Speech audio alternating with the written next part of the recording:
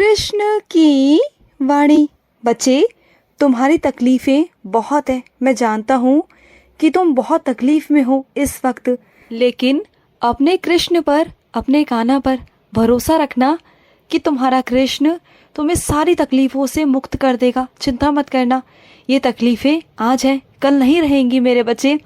कल ये तकलीफ़ें गुजर जाएंगी, ख़त्म हो जाएंगी। जो ये वक्त है ना, ये एक जैसा नहीं रहेगा। जो आज तुम्हारे साथ हो रहा है ना, वो कल तुम्हारे साथ नहीं होगा। ये वादा है मेरा। ये कुछ कर्म है जिन्हें तुम काट रहे हो, और जैसे ही ये कर्म ख़त्म हो जाएंगे ना, तो तुम्हारी ज़िंदगी में खुशियाँ आ जाएंगी। और सुनो, तुम्हें बहुत मुश्किल से वो खोई हुई चीज़ वापस मिल रही है। उसकी इस बार कदर करना, अहमियत रखना, क्योंकि तुम्हें बहुत मुश्किलों से वो चीज़ मिल रही है।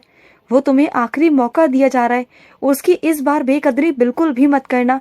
ये तुम्हारे पास आखिरी मौका है अपने आप को साबित करने का कि हाँ, तुम अब दोबारा से ऐसा नहीं करोगे। इस बार ना सिर्फ और सिर्फ मेरा आशीर्वाद था, इस वजह से वो तुम्हें वापस दी जा रही है। लेकिन आगे से ऐसा नहीं होगा। इस बात को तुम्हें रखना होगा। अपने कृष्ण से वादा करना होगा कि कृष्ण, आगे से वो गलतियां मुझसे नहीं होंगी, कभी नहीं होंगी। नहीं होंगी ना। देखो, आजकल ना बनावटी रिश्ते बहुत हैं बनावटी रिश्ते, जो तुम्हारे पास होकर भी ना तुम्हारे पास नहीं होते, जो हमेशा दोगला खेल खेलते हैं। वो तुम्हारे मुंह पर कुछ और होते हैं, और तुम्हारे पीठ पीछे ना तुम्हारी ही चार बुराइयां जाकर और लोगों से करते हैं। लेकिन तुम चिंता मत करो, तुम जैसे हो वैसे रहो। तुम अपने कर्मों को अच्छा रखो, बस जाने दो। जो वो कर रहे हैं करने दो, वो उनका कर्म है, वो उनका सोचना है, उन्हें करने दो। और सुनो, तुम्हारे बच्चों पर मेरी नज़र है, चिंता मत करो। मैं तुम्हारे बच्चों को कुछ भी नहीं होने दूंगा, कुछ भी नहीं। तुम्हारे बच्चे आगे जाएंगे और बहुत नाम कमाएंगे तुम्हारा। तुम्हें गर्व होगा अपने बच्चों पर, और मुझे भी बहुत गर्व होगा।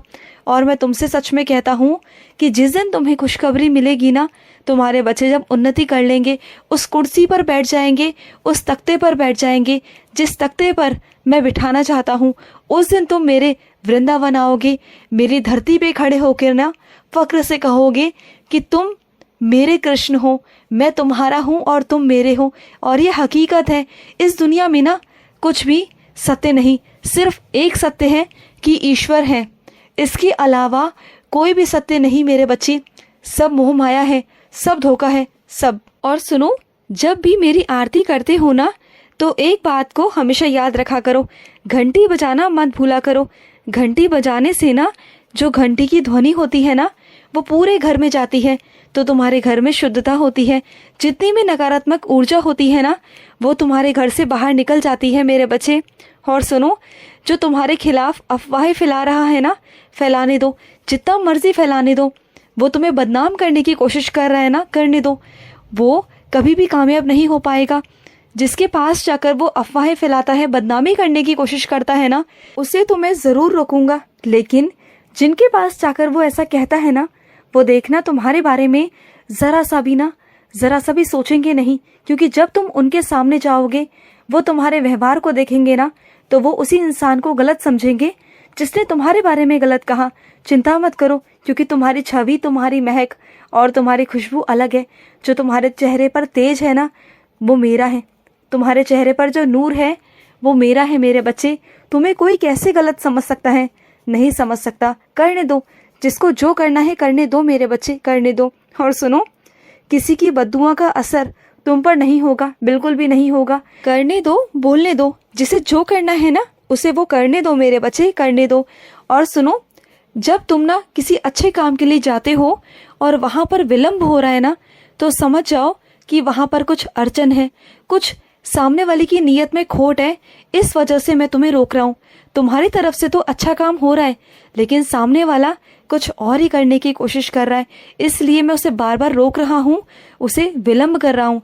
इस बात को समझ जाओ। ऐसा नहीं कि मैं नहीं करना चाहता, मैं करना चाहता हूँ मेरे बच्चे। तुम तो मेरे बच्चे हो, तुम्हारे लिए नहीं करूँगा तो किसके लिए करूँगा, बोलो। और सुनो, जब तुम किसी दरबार में जाते हो, कहीं और जाते हो ना, तो वो मेरा ही इशारा होता है, मेरा ही कहना होता है कि तुम वहाँ पर जाओ। मेरा बुलावा वहाँ से आता है, उस रूप में आता है, अलग रूप में। और मैं तुम्हें वहाँ पर बुला के ना कुछ अलग तरीके से कुछ देना चाहता हूँ, कुछ दिखाना चाहता हूँ। वहाँ से भी ना कुछ ऐसी बातें, कुछ ऐसे ज्ञान, कुछ ऐसी चीज़ें तुम्हारे अंदर भरना चाहता हूँ। और सुनो, ऊपर वाले पर विश्वास रखते हो ना, मेरी अदालत में कभी भी अन्याय नहीं होता मेरे बच्चे, कभी नहीं होता। मैं जानता हूँ कि तुम्हारे साथ गलत हुआ है, और गलत जिसने किया है ना, तुम्हें क्या लगता है क्या मैं उसे सज़ा नहीं दूंगा? सज़ा तो उसे मिलेगी ही मिलेगी, उसके कर्मों की सज़ा। मेरी अदालत में ना मुझे किसी सबूत की या किसी गवाह की ज़रूरत नहीं होती, क्योंकि 24 घंटे मेरी नज़र तुम सब पर होती है। कौन किसके साथ क्या गलत करता है, कौन क्या नहीं कर रहा ना, मैं सब देखता हूँ, सब पर मेरी नज़र है। लेकिन तुम चिंता मत करो, तुम्हारा न्याय होगा, ज़रूर होगा। मेरी अदालत में मेरे हर एक बच्चे को न्याय मिला है और आगे मिलता रहेगा मेरे बच्चे, मिलता रहेगा। और मैं अपने कुछ बच्चों से कहना चाहता हूँ कि पहले कुछ मेरे बच्चे एकादशी का व्रत रखते थे हर महीने, लेकिन अब उन्होंने छोड़ दिया है। क्यों मेरे बच्चे?